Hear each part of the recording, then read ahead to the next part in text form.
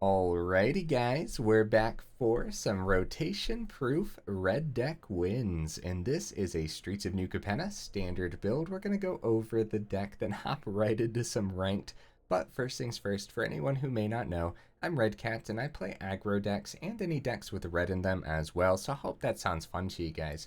Also, we do have that relatively new Discord. If you want to join that up, there's a link in the description.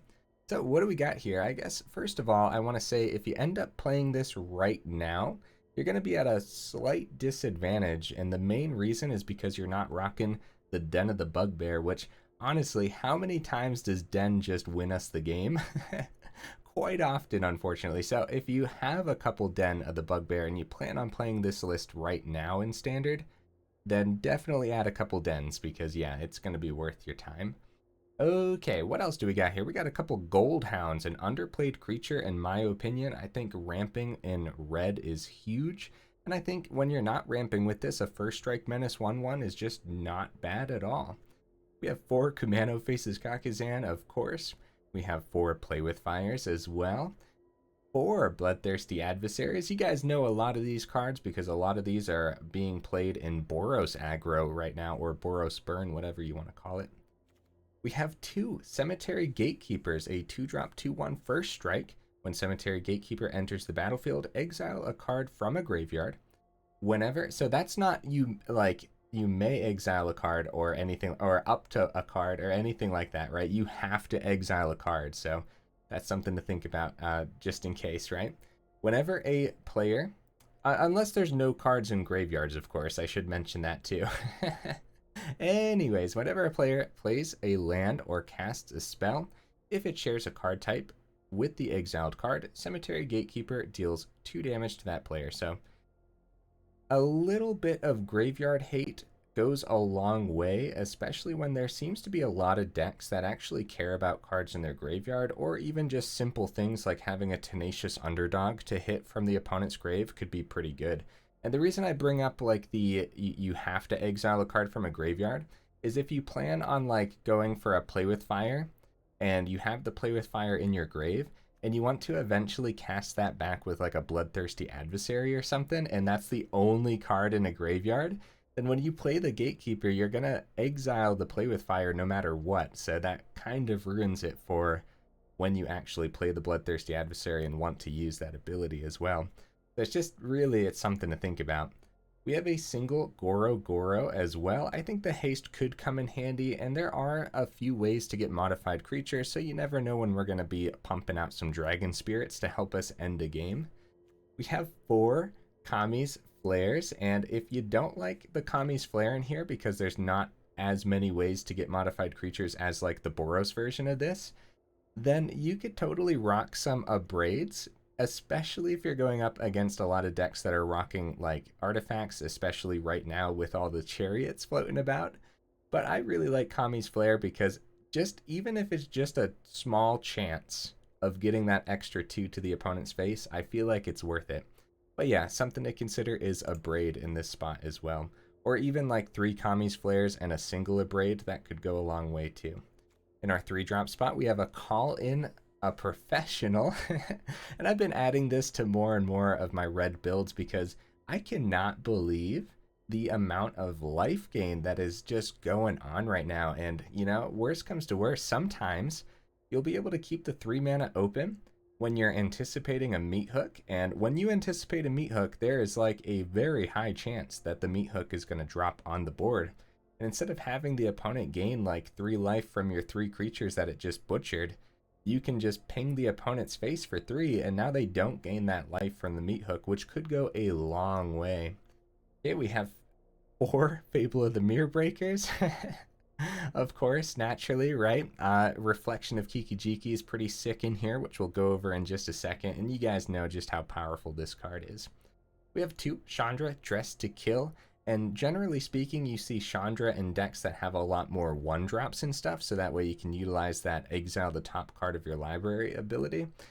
But there's still enough in here to make that ability worthwhile, and then also the first ability to just be able to ping the opponent's face every turn and get a little bit of ramp out of Chandra could go a long way. In our 4-drop spots, we have Jaxis, which you could always blitz out for 2, which could be cool. But then also, you want to think of it kind of as a 3-drop too in some cases, where you blitz this out and immediately use its ability. I think Jaxis is an incredible card that is incredibly underplayed right now, especially with the simple fact that it can also help you filter through your hand, in the same sense that the second ability on Fable of the Mirrorbreaker helps you cycle through your hand as well, right? Okay, we have 4 Thundering Raijus, and copying Raiju with a Reflection or a Jaxis is just so dang good, guys. Holy cow. Yeah, this is one of the cards that actually gets us modified creatures. Of course, Bloodthirsty Adversary can modify itself, and Kumano also helps us modify creatures too. I believe those are the only cards in the deck that actually pair well with the Kami's Flare. And then also, you do need an attacking modified creature for the Dragon Spirits on Goro-Goro as well. So, something to think about, right? So I think it's only 12 cards in here, but that's still a ton of cards. And I think pretty much every game, you're probably going to get at least one modified creature on the board at some point. On the very top end, we got 2 Volatile Arsonists. You guys know how much I love this card, and generally speaking, I've squeezed it into some red mid-range builds. But on the top end of a red deck wins, I think it's going to be terrific. A 5-drop 4/4 Menace Haste. When it attacks, it deals 1 damage to each of up to 1 target creature, target player, and or up to 1 target planeswalker as well. When it flips to nighttime, that's 2 damage, and it's a 5/5 Menace with haste instead. Guys, I cannot tell you the power in this card. Like, there are going to be moments where you're like, oh man, I really just need to top deck something with haste, and then Volatile Arsonist just appears, and it's like, I am here, let's win this game together. Now imagine copying a Volatile Arsonist with the Jaxis or a Reflection. Now that is a lot of power. Only a couple of them though, because yeah, we're not a mid-range build by any means, and hopefully it's not too hard to actually get that 5 mana. You know, we do have a little bit of ramp off of Chandra and Goldhound too. In the mana base, we're rocking a couple Crucibles and 22 Mountains, so 24 total. That's generally where you want it to be. I don't think you want 25, and anything less than 24, then you're not going to be hitting your 3-drops that often, unfortunately, right? So Crucible of Defiance is cool because if you use the channel ability on this, then you can actually hit this with the Cemetery Gatekeeper, and now anytime a player plays a land, it deals 2 damage to that player, so that could be pretty cool. Also, Jaxis and Goro-Goro are legendary, so that does make the Crucible of Defiance a little bit cheaper. Okay. Okay, it's a pretty simple deck. I feel like I'm taking too long to go over something this simple, but either way, we have some honorable mentions over here. Cards that I really considered plugging into the deck. Antagonize, I feel like this card could go a long way, but I couldn't find room for it, and I guess we'll see, right? But +4/+3 is no joke. Ogrehead Helm could help us keep our hand stocked, but overall, I think it's just a little bit too slow. Riveteer's Requisitioner, having that blitz ability for 3 is really good, and then a little bit of extra ramp from the treasure, but I opted for the Cemetery Gatekeepers over the Requisitioner in this build. Reckless Stormseeker, most of our creatures already have haste anyways. That doesn't really matter. Reckless Stormseeker just happens to be really, really good either way. Again, I couldn't find room for it, but if you're not like a big fan of Chandra, or maybe you don't even have Chandras or something, then Reckless Stormseeker could easily take that spot. Burn Down the House, you could drop an Arsonist for a Burn Down the House and probably be pretty satisfied, especially with all the Boros running about. There's gonna be moments where just burning everything to the ground is going to work out in your favor. And then Urobrask as well. I opted for the Volatile Arsonist because, yeah, it can be copied with Jaxis and Reflection, whereas Urobrask cannot, so. Okay, guys, let's go ahead, take this rotation-proof build into some standard ranked and see how it goes.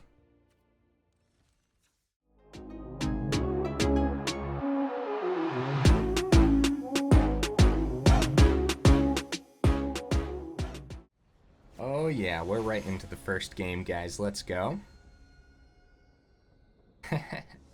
I guess I always have a lot to say when it comes to red decks, huh?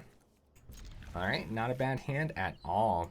Actually gonna keep that Goldhound for turn 2, and we can keep Play with Fire open as well. Even though ramping with the Goldhound seems cool, I think that getting a creature down to get that counter is pretty good.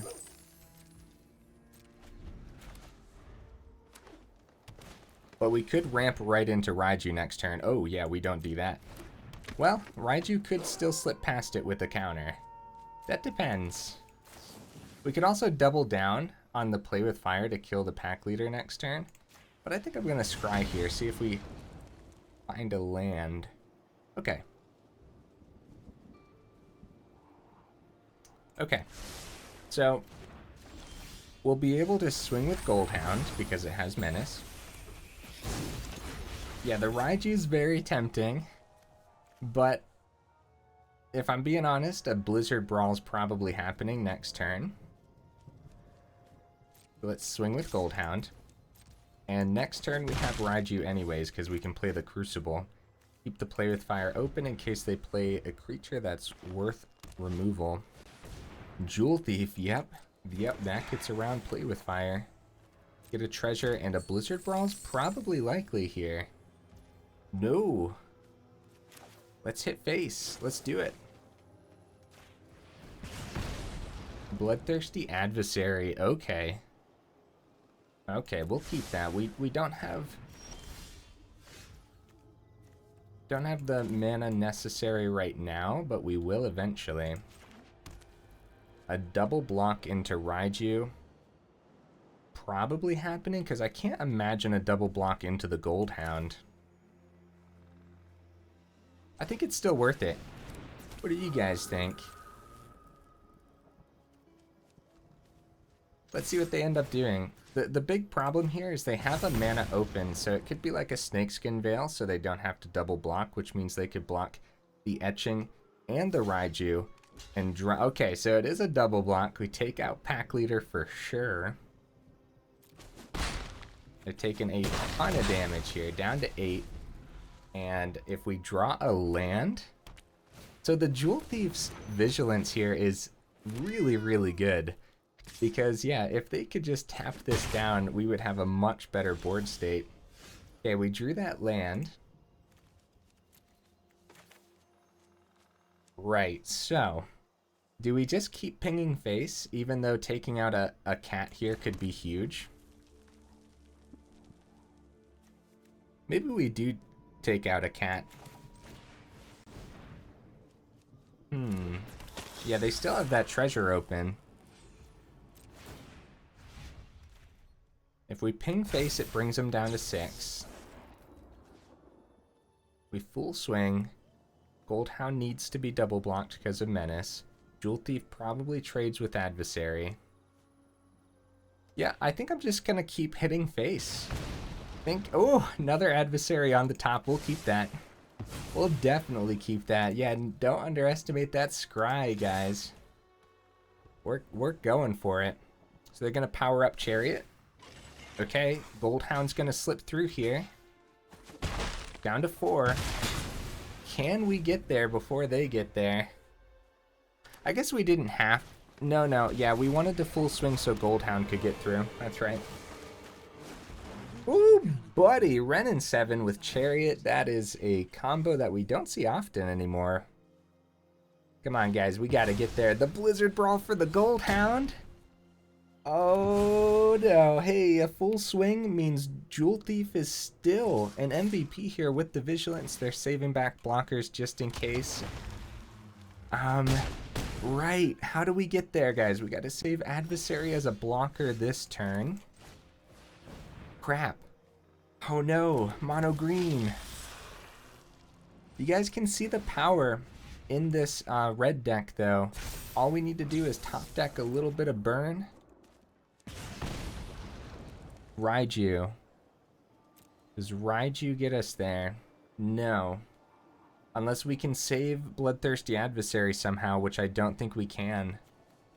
Power it up, swings in. I don't think we can save the Adversary. Yeah, Raiju doesn't get us there, especially since X is the number of modified creatures you control other than Raiju, too. Crap. Uh-oh, guys. Uh-oh.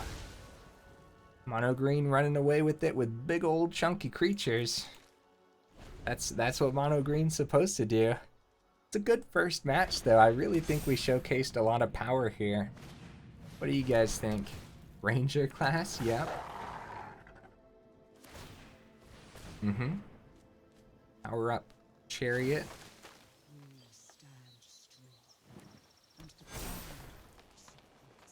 Okay. And full swing and oh yeah, these tree folk just swing in. Oh yeah, we're super dead.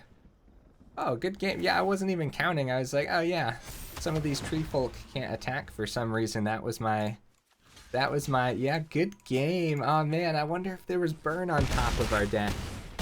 I really wish on Arena we could check, you know? Like let's look at the top card. Actually, is it possible? I feel like that should totally be a thing. Can I not view Battlefield? Oh. Nah, yeah, you can't. That would be so cool, though.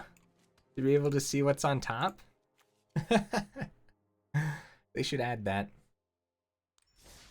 Well, let's hop right into the next one, and I'm trying to think if there was a better way to play that out. We probably could have hit a couple of their creatures with the play with fires, but I don't know. That one swing was pretty risky, losing 2 creatures just to get the 2-through on the Goldhound. That was a pretty risky swing, wasn't it? If I would have held back, would we have been able to get there? Maybe. We probably would have had to block. That Raiju was sitting on top for a second. It's not a bad hand. I'm a little bit concerned that we won't see a 3rd mana. Okay, great. That's good. That is excellent. They're going to play with fire our face. Nice. We're going to keep ours open for their turn 2 here. So them going first is a little bit of a disadvantage, but it's not going to be too bad. I will do the same thing, friend. Raiju. Yeah, what the heck. We know how powerful double Raijus can be. We'll see if Gatekeeper can actually stay on a board for more than 1 turn. Take out their play with fire. That's good. Oh. We'll still take out one of their play with fires at least. This is my opponent's graveyard. Yes, yes. Not like I played 2 of those. Alright. Fable. Sunrise. Alright, so we're up against some Boros. That's not too scary. We know Boros. I mean, it's scary, don't get me wrong. Boros knows how to get the damage through, and they went first, so we really have an uphill battle ahead of us, but, like, at least we know what to expect. So no Brutal Cathar this time round. That's good news, I suppose. Nope. But, yeah, I thought we were safe, but that makes sense. If we would have blocked there, then... Okay, we can go ahead and... I'm gonna ditch the mountain, and if we see another mountain, or if we don't see one, we'll just play Crucible as a land. I think that's acceptable. So are we dead next turn if we swing?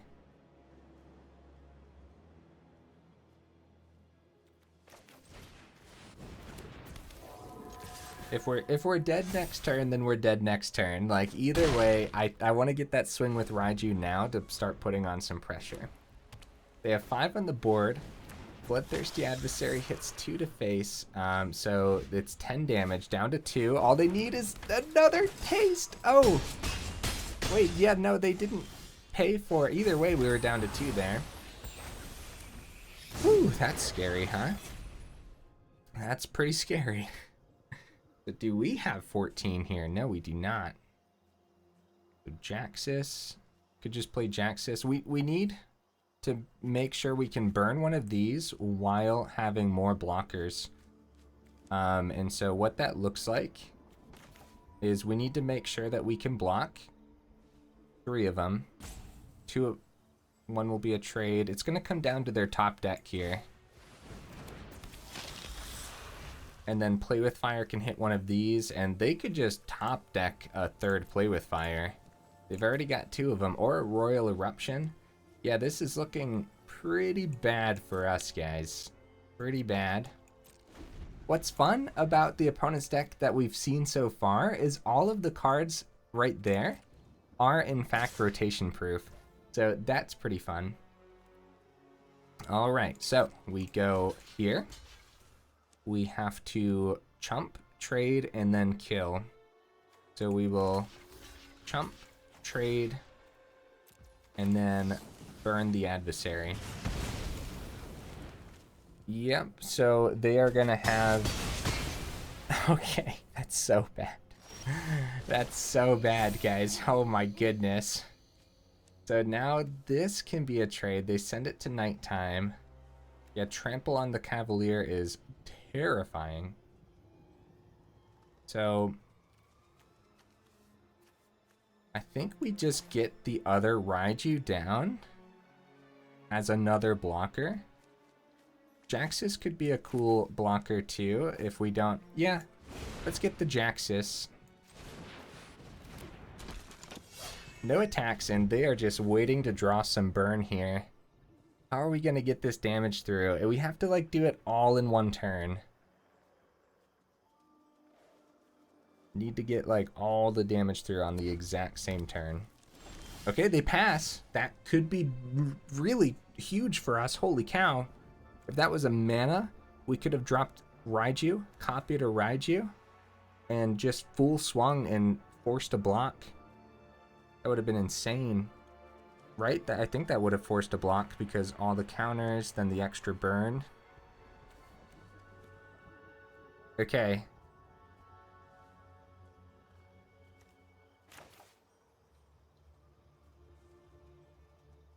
Let's go Fable. I'm sorry, opponent. I'm really thinking this out. We go...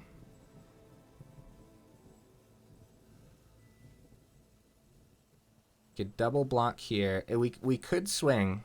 We could. Because we have a double block here. But all they need is one burn spell then. I mean, they still only need one burn spell, but I mean like... Oh yeah, Kami's Flare would kill us anyways. Yeah, we swing. We swing. And if they trade, they trade. And if not, we can at least buff these up a little bit. Down to 9. We could win. We could get there, guys. They just need to not get lucky and draw the burn spell that they've been searching for. Thundering Raiju, that gets them there. GG opponent. Aw, man. Hey, that was a close one though. I mean, it wasn't like close as in like the life total was close, but like we were like one step away as well from winning. Like we needed one more turn to be able to drop the Raiju, the second Raiju in full swing. Or a land off the top with help from the discard ability on Fable. That could have really done it, right? Drop Raiju, copy Raiju, full swing, and oh, buddy. I wonder if I played that one too defensively, guys. We gave them too many turns to find that extra little bit of damage there. Huh, man. I don't know. I don't know if I'm playing these out well enough. Either way, so far, the deck win rate is 100% loss rate, and you know, take it with a grain of salt because this is a rotation proof build, 100% all the way through. I think I mentioned it at the beginning when I was going over the deck. If you do plan on playing this now, you know, throw a couple Den of the Bugbears in here, and that could go a long way too. Not a bad hand, especially if we can turn to Chandra successfully. Like, and when I say successfully, I mean so that way it doesn't die right away. How do you guys like the deck so far? I hope you're enjoying it. I am. So this doesn't die right away. Let's get it down, and then we have a turn 3 Raiju.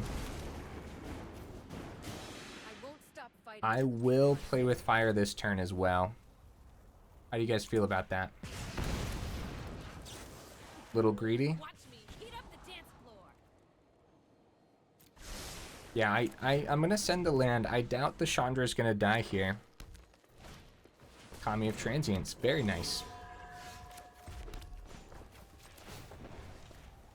Okay, so we know what we're up against. We now have to be concerned about life gain.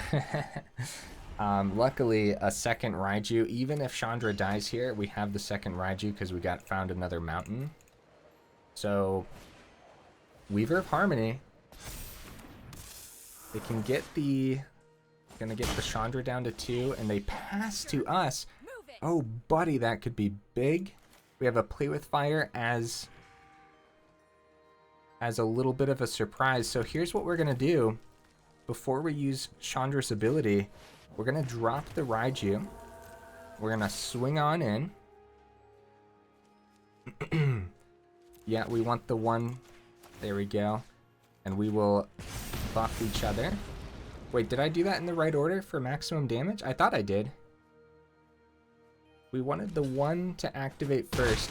Okay, they're down to 6. We're going for it. We're going for all of it this turn. Crucible is completely okay to keep on top because of the haste ability. And 2 Raijus is pretty hard to get rid of, so worst comes to worst, we can Crucible a couple 1/1 creatures, buff them with the single Raiju. They just need to keep the Kami of Transience back as a blocker, but they also... Okay. So, let's start with the Chandra ability. Wait. Yeah. We'll start with the Chandra ability. Get these down. Full swing. Buff Spirit. Down to 1. Block the Raiju. 3 getting through.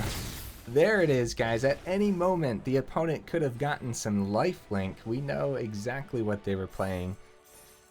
So that feels good. That was a nice, fast game. We definitely got to see the power of our red cards there. Very nice. Couple Raijus never hurt anything, as you can see. Yeah. There's a reason we have 4 of those as our main 4-drop, and of course Jaxis we're kind of considering a 2-drop and sometimes a 3-drop. And the reason we consider it like a 2-drop too is because sometimes you actually get a chance to drop everything on the same turn, and that little hasty 2/3 happens to get the rest of that damage through. Good hand. Good hand. You know what? Turn 2 Fable of the Mirror Breaker sounds good to me. How about it? Oh, we have a chance to actually... Okay, so we're actually going to go Kumano here. Cemetery Gatekeeper, that theater, that is big for us, because that means any land they play. Yeah, I just hope we can get the Gatekeeper down before they play all of these. Alright. Gatekeeper. Grab a theater, I suppose. Oh, Fading Hope. Aww. Aww, I'm so excited. Now they're going to be able to play even more land before the Gatekeeper comes down. So I guess we'll exile the Fading Hope, I guess, this time round. And then maybe next turn we can still get the Gatekeeper down. Oh no, Courtyard. Oh crap. I guess they're gonna get green. Yeah, maybe we should have taken a land, actually. So the good news is we can finally take a land. And I guess we'll take Courtyard. I don't think it really matters there, honestly. We'll play Goldhound, even though a board wipe could happen. Like, somehow a single Fading Hope set us back, like, big time. But they get another tapped land. So this is landfall, right? But they're keeping that open? So weird. We do have a Volatile Arsonist this turn, but I feel like maybe Jwari Disruption, or like they do have a blue source open here.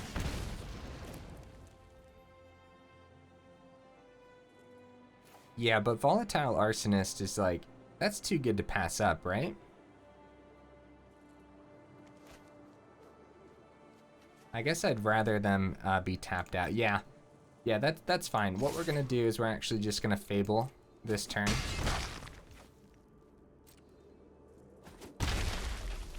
Yeah, I really don't want Arsonist to just get like a simple counter. So I'm wondering if they're running like burn down the house or anything like that. Thirst for discovery. Okay. So is this a mill? Is this a crab deck? Another 2 from the Gatekeeper. That's big. So every turn, hopefully they'll be taking 2 from... Yep, there's the Splendid. But they don't get any benefits from this except for a little bit of life. So, I don't know. I'm pretty sure they want crab on the board or another landfall creature. But actually, this is huge ramp. I say, like, oh, they don't get any benefit from this, but now they could play, like, anything. Which could be really bad, huh? 1, 2, 6, 7. I think we just go in, guys. I think we can safely get rid of Kami's Flare and see what we draw. Kumano. Okay. Kumano worth just playing over the Goldhound? Probably. Probably is. No. We have the treasure off of this. Oh, that was close. I almost just played Kumano first. Or even saved the Goldhound back. 1 creature, submit 0. 1 player. 1 planeswalker, submit 0. So yeah, their ramp is very scary. But they're down to 5. Down to 4. And let's hope that whatever they ramp into... Like, it doesn't look like a Titan of Industry. They don't have a lot of forests here. So it could be... Expressive Iteration? Be interesting. I don't know. They're ramping into something. Or they're looking for something. Jaxis could win us the game. Burn down the house would be devastating, but we do get Dual Strike. Tasha's Hideous Laughter? Galvanic Iteration? Okay. This, yeah, 3 Tasha's could be very... Another Galvanic Iteration, yeah, but they're down to 2 mana now. 2, 3... Oh, they got the 3rd. They're down to 2. Ah, Tasha's Hideous Laughter. No, opponent. Oh no, guys. Oh, good game. That's crazy. Yeah, I don't think we had a chance against 4 Tasha's Hideous Laughter. I was like, oh, what could they ramp into? I guess 1,000 copy spells. 25% total win rate so far. You know, like I said, take it with a grain of salt. We got a lot of power packed into this deck. And I've been on quite the losing streak for the past couple weeks. I can't tell if it's me. I can't tell if I'm getting unlucky, but I don't think it's the decks necessarily. And at least I hope it's not the decks, because what on earth is this? Is this a mulligan? I think this is a mulligan. We do go first here. You know what? I gotta try it. I gotta try it for you guys. I got to. 3 Thundering Raijus. And we could draw something too. Kumano. Oh no. Okay, we need to draw something. Okay, nice. So Cemetery Gatekeeper doesn't hit. Yeah, that's fine. That's fine. We get it down because if they go turn 2 into Bloodthirsty Adversary, they could swing. It's gonna be Luminarch. It's gonna be a 3/3 Luminarch right out the gates here. Some removal. Don't got it. Goro-Goro. At least we can double block the Luminarch next turn. That's not bad. We might not double block. We might take the damage and then just start slamming Raiju in every single turn. Plug counters into Gatekeeper and stuff. That could be sweet.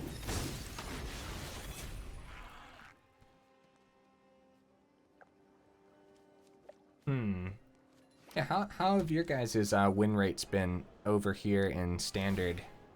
I've been struggling. I've been struggling big time. Let's take the 6. This could be a... Yeah, let's take the 6. So if we double blocked the Luminarch, they could have just dropped a burn spell, so it's going to be Brutal Cathar. Yep, we've seen this old trick before, huh? We've seen all this before. Burn spell off the top for us could be big. Okay. The problem there is, yeah, we'll get Cemetery Gatekeeper back, but if we go Raiju, keep the Goro as a blocker, then if we draw a land, we have another Raiju, burn the Cathar, then we'll have the Gatekeeper as a chump blocker. Woo! Second Luminarch. Yep. They're gonna burn the Raiju. Ah, Royal Eruption. Oh man, these Boros decks really have it, don't they? I'm gonna plug it into the Cathar so we can't burn it, but now they can't swing with the Luminarch. Okay, no, I'll take that trade. I'll take it, buddy. Although it's not looking terrific here. We did end up getting the land, so at least we have the Play with Fire open, but if all they need is like a third Luminarch. Adversary, bring back the Royal Eruption, kill the Raiju, and full swing in our face? I'd say no. I'd say let's not do that. Still gonna kill the Raiju? Darn, they can still do it even when Bloodthirsty Adversary's gone. I honestly didn't know that. Hey, you learn something new every day, huh? Good game. I mean, either way then, if we were to ping like Luminarch or anything, that was really our only play at that point. 20% win rate, but I kept a weird hand there. So again, take it with a grain of salt. And like I said, I'm on a crazy low win rate right now in Standard. We've still been having fun though, luckily, but it would be nice to win more. Of course, you know, winning's nice. Let's see if we can end the video with a win. We've been pretty good at that, at least recently. Okay, yeah, good hand. I think all the hands have been pretty terrific overall. That last hand was probably a mulligan, but like, you know, all those Raijus, that could have been sick. It's too bad we were up against Boros because that's going to be, I'd say, our biggest competitor. As right now, they do have cards like Luminarch. Oh no. Oh no, more Boros? No way. Oh guys. We might have had a better time testing this in normal play mode, honestly, so that way we saw a bigger variety of decks. Might be mono red. We might have a mirror match here. That would be cool at least. Whatever I play is probably going to get burnt. I'd rather Goro-Goro die than to be able to swing in with a... Because this could be a Kami's Flare easily. Like, they don't care too much about pinging our face with 2 when they could get rid of a 3/3 on our board. So it's not. Nope, it is Boros. Oh crap, guys. Oh no. Yeah, here comes the burn. Royal Eruption. Sorcery speed, man. I don't know. I love the Royal Eruption, but the sorcery speed holds people back sometimes. Like, they had 2 open mana last turn doing nothing. Listen to me trying to say Boros isn't optimized. Oh man. Well, we have the Fable this turn, and that's pretty good because that helps us get closer to an adversary sooner, which means calling a professional could do a lot here. This is our chance to get revenge against Boros. We're definitely not going to make the mistake of Play with Fire. Yep. Wonder if that's what was open. I'd be shocked because, well, yeah, no, it was probably smart to keep the Play with Fire in hand because honestly, yep, swinging with Raiju. Oh no, guys. All right, we got to take out Raiju immediately. Discard 2. I'm going to get rid of the Fable and the Goldhound. See what we draw. Yes, yes. Okay, Kami's Flare. Okay. Don't have enough mana. We would if they didn't have burn for the Fable right away. They do have a Den, so if they drop a land next turn, they'll have that available. Okay, so we got to keep a blocker, and I'm going to keep all my burn open, guys. Hopefully we don't end up regretting that instead of just doing it now, because Valorous Stance is a card that Boros runs, but I want to keep it all open in case, like, oh no, another Raiju, oh no. Okay, at least Valorous Stance is not open anymore. Let's go with... I wonder where they're going to plug these counters from the Raijus. I guess I'm just going to kill a Raiju before they get to swing to plug the counters anyways, because we don't necessarily know where it's going to go. We could play with Fire Their Face to scry, look for that land. Okay, this time they're going to plug it into the Raiju. Okay. This ends up working out nicely for us. Gonna take 3. We'll wait till after. Alright, take out that second Raiju. And it's not looking great. We didn't go first, which really sucks. We are getting some blockers down and everything. We can take out the etching with the flare. And even though it doesn't do excess damage, I think that's still... We could keep it open, but again, Valorous Stance does exist in decks like this, and so being able to take it out now might be the play. Dropping Gatekeeper to take some burn out of their grave. Take the Royal Eruption, so that way they can't just go right into a Bloodthirsty Adversary, win the game type of deal. They do have enough to power up Den, but Den gets gobbled up by Gatekeeper. Brutal Cathar takes the Gatekeeper. Oh my goodness, guys. These matches, though. Luminarch, and that is quite the number of cards that they have there. Guys, this is rough. Let's go with Fable of the Mirrorbreaker. They're gonna buff Cathar probably, but we still have that double block available if necessary. We could actually use that ability too. Come on guys, let's get that last match of the evening. The opponents need to stop ripping fire though. Power up Den. Yep. Where are they gonna plug this? Probably on the Den. Yeah, that's actually really smart. All right. Oh, come on, swing with that Cathar. All right, let's go for that double block on the Den. Get it out of here. I'd rather keep the reflection over the extra mana from... Well, yeah. They switch it to nighttime, which means our burn no longer hits. We can at least take out... All right, let's decline. What we can do is we can at least take out the Luminarch. Gonna be Kami's Flare this time round.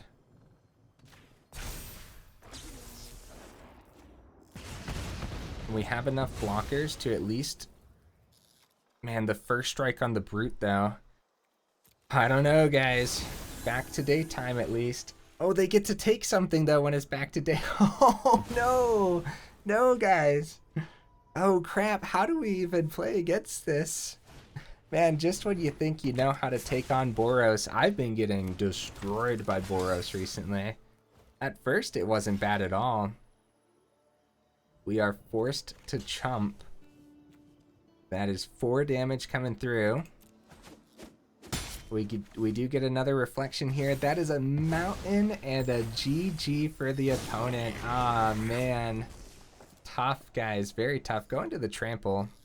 They could go there, too. The initiate would be good, too, because it gets another counter when they swing. Good game.